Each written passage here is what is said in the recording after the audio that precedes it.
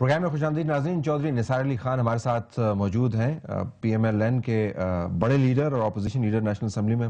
ہم دوبارہ سے اس طرف جاتے ہیں جی کہ اب سپریم کورٹ کے اندر معاملہ چلا گیا میمو کے اوپر, اور جو پی ایم ایل این کے جو سٹینڈز ہمارے سامنے آئے ہیں, جو ہم نے جلسہ گاہوں سے اکٹھے کیے ہیں, نواز شریف صاحب کی سپیچز ہیں اور جو بیانات ہیں, ہمیں تو کوئی شک نہیں ہے کہ آپ کو کوئی شک ہے کہ زرداری صاحب اس کے اندر انوالو ہیں. مطلب یہ ایک سینس ڈیولپ ہو گیا ہے ہمارا. سپریم کورٹ کے سب جوڈس معاملے کو ایک طرف رکھتے ہوئے آپ کیوں سمجھتے ہیں کہ میمو کی اتنی اہمیت ہے؟ کوئی آپ کا سیاسی طور پر بھی تو آپ نے تجزیہ کیا ہوگا, کیوں اہمیت ہے اس کی؟ ایک کاغذ کا ٹکڑا بھی تو ہو سکتا ہے, خام خواہ سارا ملک اس کا ہاسٹیج بن گیا. اس لیے تو ہم سپریم کورٹ گئے ہیں, مگر معاملہ اتنا حساس ہے, معاملہ اتنا نازک ہے کہ سچ ہمیں بھی جاننا ہے اور ملک کو بھی جاننا ہے, اور کوئی ایوینیو نہیں ہے سچ کی تہہ تک پہنچنے میں. اور بدقسمتی یہ ہے کہ چونکہ ایک یہ غیر ملک کے حوالے سے ہے, اس لیے جب تک یہ مسئلہ سپریم کورٹ میں نہیں جائے گا, کسی اور ایوینیو یا کسی اور پلیٹ فارم یا کسی اور انسٹیٹیوشن کے پاس اتنی طاقت نہیں ہوگی, قانونی اور آئینی طاقت, کہ وہ تمام ثبوت اپنے سامنے اور قوم کے سامنے پیش کرا سکے. تو آپ کی نظر میں اس کی اہمیت جو ہے اس کی بنیاد کیا ہے؟ آپ کیوں اس کو اہم کہہ رہے ہیں؟ What is the reason for that? اس کی سبسٹنس کی وجہ سے. جب جیسے میں نے گزارش کی کہ اگر کوئی نارمل ایک عام سفیر ہوتا تو اس کی اتنی اہمیت نہ ہوتی. حقانی صاحب جیسے سفیر, ان کی ایک اپنی اہمیت تھی, ان کے اپنا ایک تعلق تھا, اور ان کی اپنی ایک پوزیشن تھی with in Peoples Party and with in the power hierarchy in Islamabad. Memo میں بار بار ذکر آیا ہے کہ جو باس ہیں اس میں ان کی منظوری شامل ہے. اور تیسری جو شدید اور سنگین قسم کے اس میں سٹیٹمنٹس دیے گئے ہیں, جو گارنٹیز دی گئی ہیں, وہ تو ثابت یہ کرتا ہے کہ اٹس اے بنانا ریپبلک. ایک ملک کا سفیر ایک غیر ملکی طاقت کو نہ صرف اپنی افواج کے بارے میں, نہ صرف اپنی انٹیلیجنس ایجنسیز کے بارے میں, بلکہ اپنے جو حساس ایریاز ہیں, ہماری جو نیوکلیئر انسٹالیشنز ہیں اور نیوکلیئر معاملات ہیں, ان کے بارے میں پاکستان کے سفیر ایسی یقین دہانیاں اور گارنٹیز دے رہے ہیں کہ میرا خیال ہے کہ اس سے زیادہ حساس مسئلہ اور کیا ہو سکتا ہے. حقانی صاحب پر شک کرنے کی وجہ کیا ہے؟ یہ کوئی اچھی بات تو نہیں ہے تھیوریٹیکلی ایٹ لیسٹ کہ اپنے سفیر کے اوپر شک کیا جائے؟ جو کچھ ہمارے سامنے ہے اسی کی بنیاد پر میں بھی سرکولیٹ کر دیتا ہوں, ایک بڑا گھناؤنا سا خط میں لکھتا ہوں اور سرکولیٹ کر دیتا ہوں, تو سپریم کورٹ جائیں گے آپ اس کے اوپر؟ اس کی جو سب سے بڑی وجہ ہے شک کی, وہ حکومت کی پراسرار خاموشی. جب یہ سب سے پہلے مسئلہ سامنے آیا تو میں قومی اسمبلی میں کھڑا ہوا اور میں نے ایک تو یہ کہا, پرائم منسٹر بھی بیٹھے تھے, میں نے 2-3 ایشوز پہ بات کی, مگر میں نے ابتدا اس بات پہ کی, اور یہ پچھلے سیشن کی بات ہے, تقریباً میرے خیال 6 ہفتے ہو گئے ہیں یا 7 ہفتے. تو میں نے کہا یہ بڑا حساس مسئلہ ہے.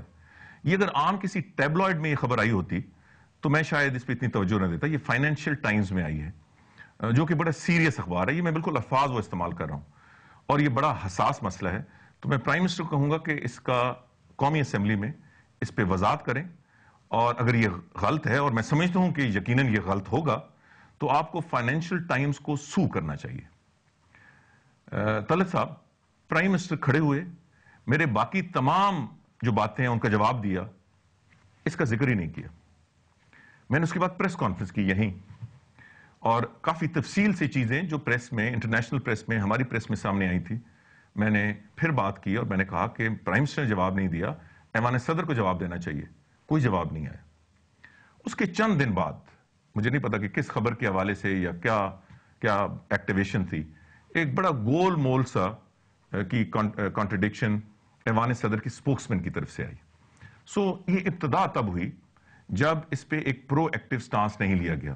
اب میرے خلاف اگر کوئی الزام آئے گا اور اس قسم کا شدید جو میرے کیریکٹر کے بارے ہوگا, میرے کردار کے بارے میں ہوگا, تو میں اس پہ شدید رد عمل کا اظہار کروں گا.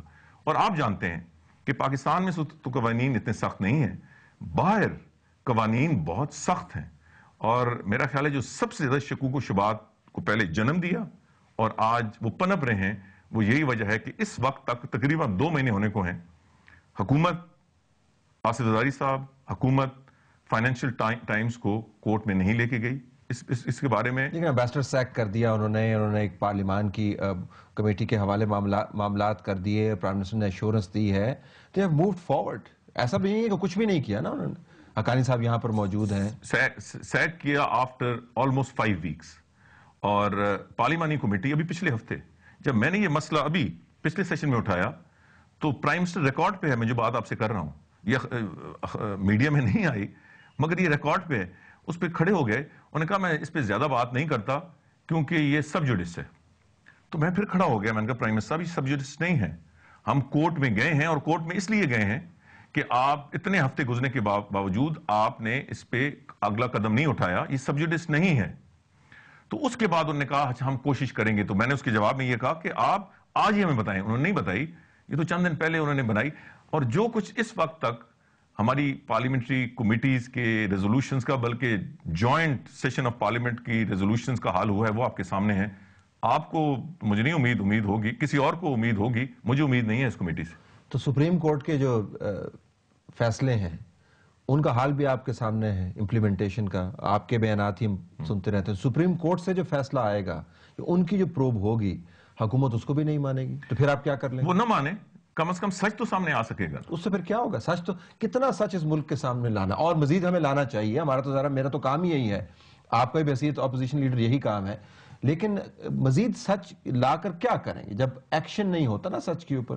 اب سپریم کورٹ اپروو کروائے گی, کل انہوں نے کہہ دیا, انہوں نے کہا جی ہم مانتے نہیں ہیں اس کمیشن کو, آپ نے اپنی اتھارٹی ایکسیڈ کی ہے. What would you do then, کیا کریں گے؟ میرے 2 سوال ہیں. آپ ہماری جگہ ہوتے تو کیا کرتے, اور دوسرا یہ کہ طلعت صاحب we have to keep on moving. اور جیسے میں نے پہلے گزارش کی, جو ہمارے پلیٹ فارمز یا ایونیوز ہیں وہ یا پارلیمنٹ ہے ایک جمہوری نظام میں, یا پارلیمنٹ ہوتا ہے یا اعلیٰ عدلیہ ہوتی ہے. اس حکومت کی ہٹ درمی کی وجہ سے انہوں نے پارلیمنٹ کو غیر مؤثر کر دیا ہے, اس لیے ہمارے پاس اور کوئی آپشن نہیں تھا. تو جو میرا پہلا سوال تھا کہ آپ ہماری جگہ ہوتے تو کیا کرتے؟ ایک تو میں بہت پہلے جو ہے نوٹس لیتا میمو کا, جو عملی طور پر اگر عدالت میں مجھے لے کے بھی جانا, بہت پہلے نوٹس لیتا. آپ نے اس کو آئیڈینٹیفائی کیا, لیکن اس کے اوپر جو تحریک پی ایم ایل این کی طرف سے سامنے آئی وہ بہت پہلے آنی چاہیے تھی. بل اس بات سے قطع نظر میں کیا کرتا, میں یہ جاننا چاہوں گا کہ آپ ایک باعمل سیاستدان ہیں, تو باعمل سیاستدان جو ہے وہ با نتیجہ ہونے کی بھی کوشش کرتا ہے. سچ کے علاوہ کیا نتیجہ نکلے گا اس کے اندر سے؟ ہمیں تو نتیجے سے غرض ہے نا, یہ سچ سامنے آ گیا تو پھر کیا ہوا؟ اور اس میمو کے اندر وہ کہہ رہے ہیں کہ جی انویسٹیگیشن ہوتی ہے, وہ بینہ طور پہ حقانی صاحب کہہ رہے ہیں اس کے اندر کہ انویسٹیگیشن ہوتی ہے, ثابت ہو جاتا ہے, تو پھر کیا ہوتا ہے؟ کچھ بھی نہیں ہوتا. کم از کم اس ملک کو اپنے دوست اور دشمن کو تو پتہ چل جائے گا.